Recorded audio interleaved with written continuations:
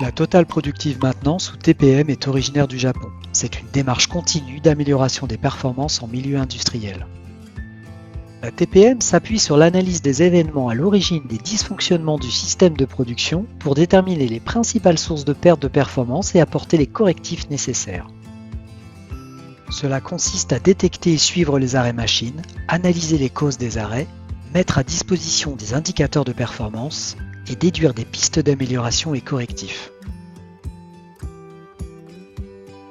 La norme NFE 60-182 caractérise les différents temps d'état d'un équipement de la manière suivante.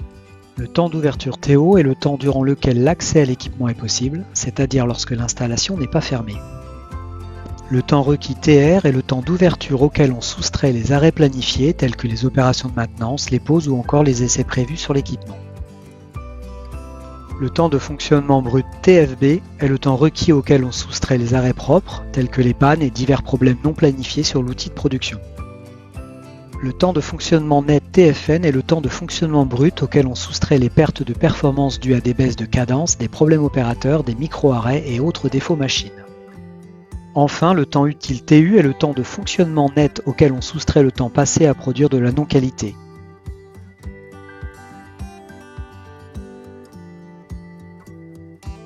Le taux de rendement synthétique TRS est le ratio temps utile-temps requis.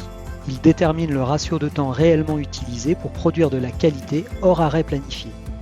Le TRS permet une vision globale et immédiate de la performance de productivité sur un équipement.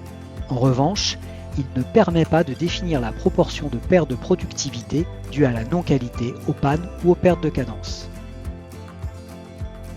Le taux de rentabilité économique TRE est le ratio temps utile-temps total. Il s'agit du ratio de temps réellement consacré à produire de la qualité sur 24 heures.